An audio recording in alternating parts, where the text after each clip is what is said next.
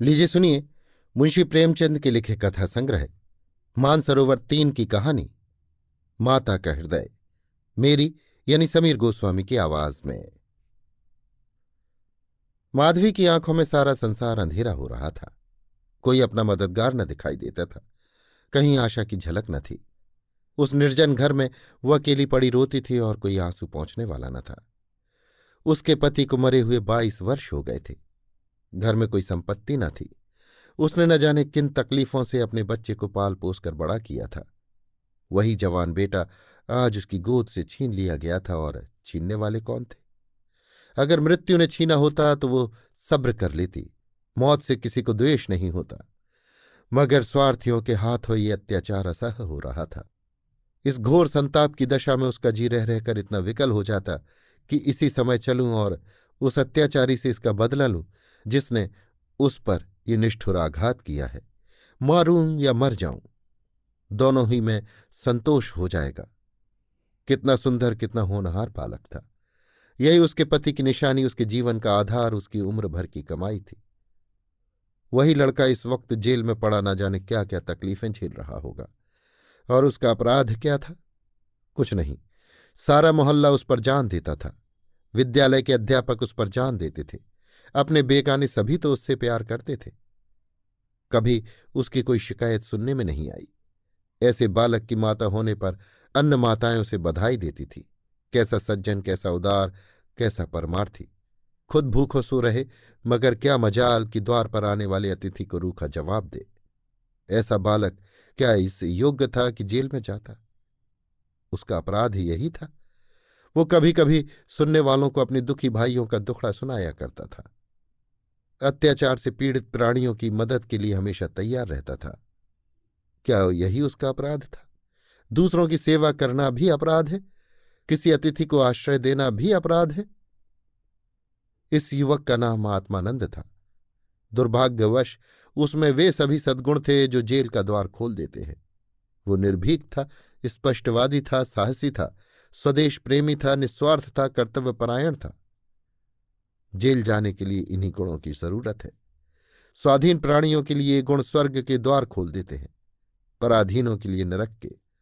आत्मानंद के सेवा कार्य ने, उसकी वक्तृताओं ने और उसके राजनीतिक लेखों ने उसे सरकारी कर्मचारियों की नजरों में चढ़ा दिया था। सारा पुलिस विभाग नीचे से ऊपर तक उससे सतर्क रहता था। सबकी निगाहें उस पर लगी रहती थीं। आखिर जिले में एक भयंकर डाके ने उन्हें इच्छित अवसर प्रदान कर दिया। आत्मानंद के घर की तलाशी हुई। कुछ पत्र और लेख मिले जिन्हें पुलिस ने डाके का बीजक सिद्ध किया। लगभग 20 युवकों की एक टोली फांस ली गई। आत्मानंद इनका मुखिया ठहराया गया। शहादतें हुईं।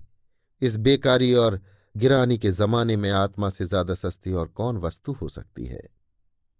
बेचने को और किसी के पास रह ही क्या गया है?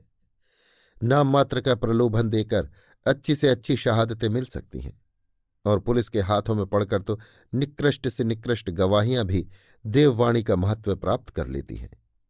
शहादतें मिल गईं। महीने भर तक मुकदमा चला। मुकदमा क्या चला, एक स्वांग चलता रहा और सारे अभियुक्तों को सजाएं दे दी गई। आत्मानंद को सबसे कठोर दंड मिला, 8 वर्ष का कठिन कारावास। माधवी रोज कचहरी जाती, एक कोने में बैठी सारी कार्रवाई देखा करती। मानवीय चरित्र कितना दुर्बल, कितना निर्दय, कितना नीच है, इसका उसे तब तक अनुमान भी न हुआ था। जब आत्मानंद को सजा सुना दी गई और वो माता को प्रणाम करके सिपाहियों के साथ चला तो माधवी मूर्छित होकर जमीन पर गिर पड़ी। 2-4 दयालु सज्जनों ने उसे एक तांगे पर बैठाकर घर तक पहुंचाया। जब से वो होश में आई है, उसके हृदय में शूल सा उठ रहा है। किसी तरह धैर्य नहीं होता। उस घोर आत्मवेदना की दशा में अब उसे अपने जीवन का केवल एक लक्ष्य दिखाई देता है, और वो इस अत्याचार का बदला है। अब तक पुत्र उसके जीवन का आधार था, अब शत्रुओं से बदला लेना ही उसके जीवन का आधार होगा। जीवन में अब उसके लिए कोई आशा न थी। इस अत्याचार का बदला लेकर वो अपना जन्म सफल समझेगी। इस अभागे नरपिशाच बाघची ने जिस तरह उसे रक्त के आंसू रुलाए हैं, उसी भांति वो भी उसे रुलाएगी। नारी हृदय कोमल है, लेकिन केवल अनुकूल दशा में। जिस दशा में पुरुष दूसरों को दबाता है, स्त्री शील और विनय की देवी हो जाती है। लेकिन जिसके हाथों अपना सर्वनाश हो गया हो, उसके प्रति स्त्री को पुरुष से कम घृणा और क्रोध नहीं होता। अंतर इतना ही है कि पुरुष शस्त्रों से काम लेता है, स्त्री कौशल से। रात भीगती जाती थी और माधवी उठने का नाम न लेती थी। उसका दुख प्रतिकार के आवेश में विलीन होता जाता था, यहां तक कि इसके सिवा उसे और किसी बात की याद ही न रही। उसने सोचा, कैसे ये काम होगा। कभी घर से नहीं निकली। वैधव्य के 22 साल इसी घर में कट गए। लेकिन अब निकलूंगी, जबरदस्ती निकलूंगी, भिखारिन बनूंगी, टहलनी बनूंगी, झूठ बोलूंगी, सबको कर्म करूंगी। सत्कर्म के लिए संसार में स्थान नहीं। ईश्वर ने निराश होकर कदाचित इसकी ओर से मुंह फेर लिया है। जभी तो यहां ऐसे ऐसे अत्याचार होते हैं और पापियों को दंड नहीं मिलता। अब इन्हीं हाथों से उसे दंड दूंगी। संध्या का समय था। लखनऊ के एक सजे हुए बंगले में मित्रों की महफिल जमी हुई थी। गाना बजाना हो रहा था। एक तरफ आतशबाजियां रखी हुई थीं, दूसरे कमरे में मेजों पर खाना चुना जा रहा था। चारों तरफ पुलिस के कर्मचारी नजर आते थे। ये पुलिस के सुपरिंटेंडेंट मिस्टर बागची का बंगला है। कई दिन हुए उन्होंने एक मार्के का मुकदमा जीता था। अफसरों ने खुश होकर उनकी तरक्की कर दी थी और उसी की खुशी में ये उत्सव मनाया जा रहा था। यहाँ आए दिन ऐसे उत्सव होते रहते थे। मुफ्त के गवैये मिल जाते थे, मुफ्त की आतशबाजी, फल और मेवे और मिठाइयाँ आधे दामों पर बाजार से आ जाती थीं और चट दावत हो जाती थी। दूसरों के जहां 100 लगते, वहां इनका 10 से काम चल जाता था। दौड़ धूप करने को सिपाहियों की फौज थी ही। और ये मार्के का मुकदमा क्या था? वही जिसमें निरपराध युवकों को बनावटी शहादतों से जेल में ठूस दिया गया था।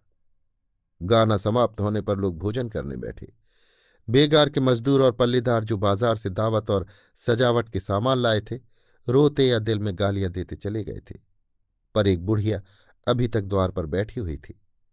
अन्य मजदूरों की तरह वो भुन भुना कर काम न करती थी। हुक्म पाते ही खुश दिल मजदूर की तरह दौड़ दौड़ कर हुक्म बजा लाती थी। वो माधवी थी, जो इस समय मजूरनी का वेश धारण करके अपना घातक संकल्प पूरा करने आई थी। मेहमान चले गए, महफिल उठ गई। दावत का सामान समेट दिया गया। चारों ओर सन्नाटा छा गया। लेकिन माधवी अभी तक यहीं बैठी थी। सहसा मिस्टर बागची ने पूछा, बुढ़ी, तू यहां क्यों बैठी है? तुझे कुछ खाने को मिल गया? माधवी, हाँ हुजूर, मिल गया। बागची, तो जाती क्यों नहीं? माधवी, कहाँ जाऊं सरकार, मेरा कोई घर द्वार थोड़े ही है। हुक्म हो तो यहीं पड़ी रहूं। पाव भर आटे का परवस्ता हो जाए हुजूर। बागची, नौकरी करेगी? माधवी, क्यों ना करूंगी सरकार, यही तो चाहती हूं। बागची, लड़का खिला सकती है? माधवी, हाँ हुजूर, ये मेरे मन का काम है। बागची, अच्छी बात है, तू आज ही से रह। जा घर में देख, जो काम बताए वो कर। 1 महीना गुजर गया। माधवी इतना तन मन से काम करती है कि सारा घर उससे खुश है। बहू जी का मिजाज बहुत ही चिड़चिड़ा है। वो दिन भर खाट पर पड़ी रहती हैं और बात बात पर नौकरों पर झल्लाया करती हैं। लेकिन माधवी उनकी घुड़कियों को भी सहर्ष सह लेती है। अब तक मुश्किल से कोई दाई 1 सप्ताह से अधिक ठहरी थी। माधवी ही का कलेजा है कि जली कटी सुनकर भी मुख पर मैल नहीं आने देती। मिस्टर बागची के कई लड़के हो चुके थे, पर यही सबसे छोटा बच्चा बच रहा था। बच्चे पैदा तो हष्टपुष्ट होते, किंतु जन्म लेते ही उन्हें एक न एक रोग लग जाता था और कोई 2-4 महीने, कोई साल भर जीकर चल देते थे। माँ बाप दोनों इस शिशु पर प्राण देते थे। उसे जरा जुकाम भी हो जाता तो दोनों विकल हो जाते। स्त्री पुरुष दोनों शिक्षित थे, पर बच्चे की रक्षा के लिए टोना टोटका, दुआ तावीज, जंतर मंतर, एक से भी उन्हें इनकार न था।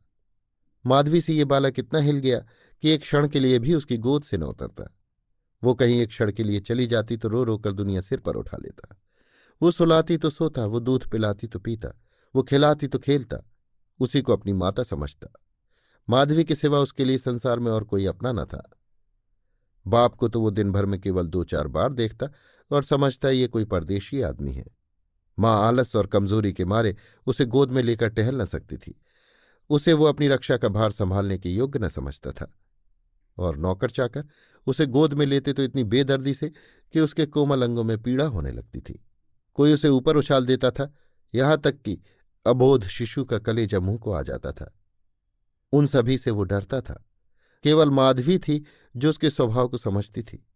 वो जानती थी कि कब क्या करने से बालक प्रसन्न होगा, इसीलिए बालक को भी उससे प्रेम था।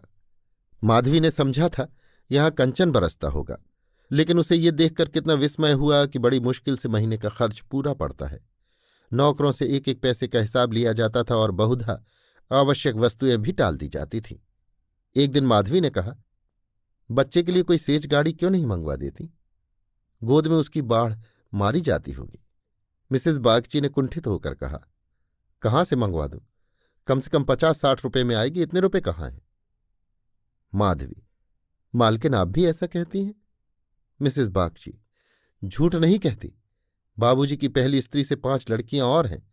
सब इस समय इलाहाबाद के एक स्कूल में पढ़ रही हैं। बड़ी की उम्र 15-16 वर्ष से कम न होगी। आधा वेतन तो उधर ही चला जाता है। फिर उनकी शादी की भी तो फिक्र है। 5 के विवाह में कम से कम 25,000 लगेंगे। इतने रुपए कहाँ से आएंगे? मैं तो चिंता के मारे मरी जाती हूं। मुझे कोई दूसरी बीमारी नहीं है, केवल यही चिंता का रोग है। माधवी, घूस भी तो मिलती है। मिसेस बागची, बुढ़िया, ऐसी कमाई में बरकत नहीं होती। यही क्यों? सच पूछो तो इसी घूस ने हमारी ये दुर्गति कर रखी है। क्या जाने औरों को कैसे हजम होती है। यहां तो जब ऐसे रुपए आते हैं तो कोई ना कोई नुकसान भी अवश्य हो जाता है। एक आता है तो 2 लेकर जाता है। बार बार मना करती हूं, हराम की कौड़ी घर में न लाया करो, लेकिन मेरी कौन सुनता है। बात यह थी कि माधवी को बालक से स्नेह होता जाता था। उसके अमंगल की कल्पना भी वो न कर सकती थी। वो अब उसी की नींद सोती और उसी की नींद जागती थी। अपने सर्वनाश की बात याद करके एक क्षण के लिए उसे बागची पर क्रोध तो हो आता था और घाव फिर हरा हो जाता था, पर मन पर कुत्सित भावों का आधिपत्य न था। घाव भर रहा था, केवल ठेस लगने से दर्द हो जाता था। उसमें स्वयं टीस या जलन न थी। इस परिवार पर अब उसे दया आती थी। सोचती, बेचारे ये छीन झपट ना करें तो कैसे गुजर हो। लड़कियों का विवाह कहाँ से करेंगे? स्त्री को जब देखो बीमार ही रहती है। उस पर बाबूजी को एक बोतल शराब भी रोज चाहिए। ये लोग तो स्वयं अभागे हैं। जिसके घर में 5-5 कुंवारी कन्याएं हों, बालक हो कर मर जाते हों, घरनी सदा बीमार रहती हो, स्वामी शराब का लती हो, उस पर तो यों ही ईश्वर का कोप है। इनसे तो मैं अभागनी ही अच्छी। दुर्बल बालकों के लिए बरसात बुरी बला है। कभी खांसी है, कभी ज्वर, कभी दस्त। जब हवा में शीत भरी हो तो कोई कहाँ तक बचाए। माधवी एक दिन अपने घर चली गई थी। बच्चा रोने लगा तो माँ ने एक नौकर को दिया, इसे बाहर से बहला ला। नौकर ने बाहर ले जाकर हरी हरी घास पर बैठा दिया। पानी बरस कर निकल गया था। भूमि गीली हो रही थी। कहीं कहीं पानी भी जमा हो गया था।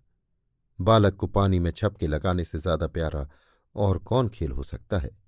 खूब प्रेम से उमक उमक कर पानी में लौटने लगा। नौकर बैठा और आदमियों के साथ गपशप करता रहा। इस तरह घंटों गुजर गए। बच्चे ने खूब सर्दी खाई। घर आया तो उसकी नाक बह रही थी। रात को माधवी ने आकर देखा तो बच्चा खांस रहा था। आधी रात के करीब उसके गले से खुरखुर की आवाज निकलने लगी। माधवी का कलेजा सन से हो गया। स्वामी को जगाकर बोली, देखो तो बच्चे को क्या हो गया है? क्या सर्दी वर्दी तो नहीं हो गई? हाँ, सर्दी ही तो मालूम होती है। स्वामी हक बकाकर उठ बैठी और बालक की खुरखुराहट सुनी तो पांव तले से जमीन निकल गई। ये भयंकर आवाज उसने कई बार सुनी थी और उसे खूब पहचानती थी। व्यग्र होकर बोली, जरा आग जलाओ, थोड़ा सा चोकर लाकर एक पोटली बनाओ, सेकने से लाभ होता है। इन नौकरों से तंग आ गई। आज कहार जरा देर के लिए बाहर ले गया था, उसी ने सर्दी में छोड़ दिया होगा। सारी रात दोनों बालक को सेंकती रहीं। किसी तरह सवेरा हुआ। मिस्टर बागची को खबर मिली तो सीधे डॉक्टर के यहां दौड़े। खैरियत इतनी थी कि जल्द एहतियात की गई। 3 दिन में बच्चा अच्छा हो गया, लेकिन इतना दुर्बल हो गया था कि उसे देखकर डर लगता था। सच पूछो तो माधवी की तपस्या ने बालक को बचाया। माता सोती, पिता सो जाता, किंतु माधवी की आंखों में नींद न थी। खाना पीना तक भूल गई। देवताओं की मनौतियां करती थी, बच्चे की बलाएं लेती थी, बिल्कुल पागल हो गई थी। ये वही माधवी है जो अपने सर्वनाश का बदला लेने आई थी। अपकार की जगह उपकार कर रही थी। विष पिलाने आई थी, सुधा पिला रही थी। मनुष्य में देवता कितना प्रबल है। प्रातःकाल का समय था। मिस्टर बागची शिशु के झूले के पास बैठे हुए थे। स्त्री के सिर में पीड़ा हो रही थी। वो चारपाई पर लेटी हुई थी और माधवी समीप बैठी बच्चे के लिए दूध गर्म कर रही थी। सहसा बागची ने कहा, बुढ़िया, हम जब तक जिएंगे तुम्हारा यश गाएंगे। तुमने बच्चे को जिला लिया। स्त्री, ये देवी बनकर हमारा कष्ट निवारण करने के लिए आ गई। ये ना होती तो न जाने क्या होता। बुढ़िया, तुमसे मेरी एक विनती है। यह तो मरना जीना प्रारब्ध के हाथ है, लेकिन अपना अपना पौरा भी एक बड़ी चीज है। मैं अभागिनी हूं, अब कि तुम्हारे ही पुण्य प्रताप से बच्चा संभल गया। मुझे डर लग रहा है कि ईश्वर इसे हमारे हाथ से छीन न ले। सच कहती हूं बुढ़िया, मुझे इसको गोद में लेते हुए डर लगता है। इसे तुम आज से अपना बच्चा समझो। तुम्हारा होकर शायद बच जाए। हम तो अभागे हैं, हमारा होकर इस पर नित्य कोई न कोई संकट आता रहेगा। आज से तुम इसकी माता हो जाओ। तुम इसे अपने घर ले जाओ, जहां चाहे ले जाओ। तुम्हारी गोद में देकर मुझे फिर कोई चिंता न रहेगी।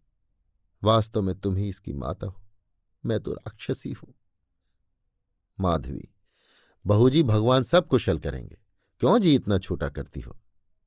मिस्टर बागची, नहीं नहीं बूढ़ी माता, इसमें कोई हरज नहीं है। मैं मस्तिष्क से तो इन बातों को ढकोसला ही समझता हूं, लेकिन हृदय से इन्हें दूर नहीं कर सकता। मुझे स्वयं मेरी माताजी ने एक धोबिन के हाथ बेच दिया था। मेरे 3 भाई मर चुके थे। मैं जो बच गया तो माँ बाप ने समझा बेचने ही से इसकी जान बच गई। तुम इस शिशु को पालो पोसो, इसे अपना पुत्र समझो। खर्च हम बराबर देते रहेंगे, इसकी कोई चिंता मत करना। कभी कभी जब हमारा जी चाहेगा आकर देख लिया करेंगे। हमें विश्वास है कि तुम इसकी रक्षा हम लोगों से कहीं अच्छी तरह कर सकती हो। मैं कुकर्मी हूं, जिस पेशे में हूं उसमें कुकर्म किए बगैर काम नहीं चल सकता। झूठी शहादतें बनानी ही पड़ती हैं, निरपराधों को फंसाना ही पड़ता है। आत्मा इतनी दुर्बल हो गई है कि प्रलोभन में पड़ ही जाती है।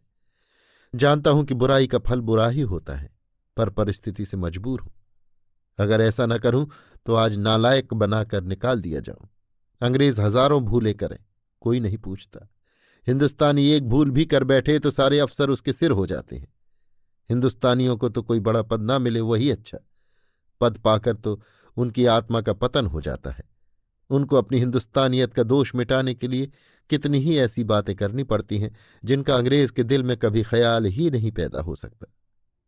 तो बोलो, स्वीकार करती हो? माधवी गदगद होकर बोली, बाबूजी, आपकी ये इच्छा है तो मुझसे भी जो कुछ बन पड़ेगा आपकी सेवा कर दूंगी। भगवान बालक को अमर करें, मेरी तो उनसे यही विनती है। माधवी को ऐसा मालूम हो रहा था कि स्वर्ग के द्वार सामने खुले हैं और स्वर्ग की देवियां उसे अंचल फैला फैला कर आशीर्वाद दे रही हैं। मानो उसके अंतस्थल में प्रकाश की लहरें सी उठ रही हैं। इस स्नेहमय सेवा में कितनी शांति थी। बालक अभी तक चादर ओढ़े सो रहा था। माधवी ने दूध गर्म हो जाने पर उसे झूले पर से उठाया तो चिल्ला पड़ी। बालक की देह ठंडी हो गई थी और मुख पर वो पीलापन आ गया था जिसे देखकर कलेजा हिल जाता है। कंठ से आह निकल आती है और आंखों से आंसू बहने लगते हैं। जिसने उसे एक बार देखा है फिर कभी नहीं भूल सकता। माधवी ने शिशु को गोद से चिमटा लिया, हालांकि नीचे उतार देना चाहिए था। कोहराम मच गया। माँ बच्चे को गले से लगाए रोती थी, पर उसे जमीन पर न सुलाती थी। क्या बातें हो रही थीं और क्या हो गया। मौत को धोखा देने में आनंद आता है। वो उस वक्त कभी नहीं आती जब लोग उसकी राह देखते होते हैं। रोगी जब संभल जाता है, जब वो पत्थ लेने लगता है, उठने बैठने लगता है, घर भर खुशियां मनाने लगता है, सबको विश्वास हो जाता है कि संकट टल गया, उस वक्त घात में बैठी हुई मौत सिर पर आ जाती है। यही उसकी निठुर लीला है। आशाओं के बाग लगाने में हम कितने कुशल हैं। यहां हम रक्त के बीज बोकर सुधा के फल खाते हैं, अग्नि से पौधों को सींच कर शीतल छाव में बैठते हैं। मंदबुद्धि। दिन भर मातम होता रहा। बाप रोता था, माँ तड़पती थी और माधवी बारी बारी से दोनों को समझाती थी। यदि अपने प्राण देकर वो बालक को जिला सकती तो इस समय अपना धन्य भाग्य समझती। वो अहित का संकल्प करके यहाँ आई थी और आज जब उसकी मनोकामना पूरी हो गई और उसे खुशी से फूला न समाना चाहिए था, उसे उससे कहीं घोर पीड़ा हो रही थी जो अपने पुत्र की जेल यात्रा से हुई थी। रुलाने आई थी और खुद रोती जा रही थी। माता का हृदय दया का आगार है। उसे जलाओ तो उसमें दया की ही सुगंध निकलती है, पीसो तो दया का ही रस निकलता है। वो देवी है। विपत्ति की क्रूर लीलाएं भी उस स्वच्छ और निर्मल स्रोत को मलिन नहीं कर सकती। अभी आप सुन रहे थे मुंशी प्रेमचंद के लिखे कथा संग्रह मानसरोवर 3 की कहानी माता का हृदय, मेरी यानी समीर गोस्वामी की आवाज में।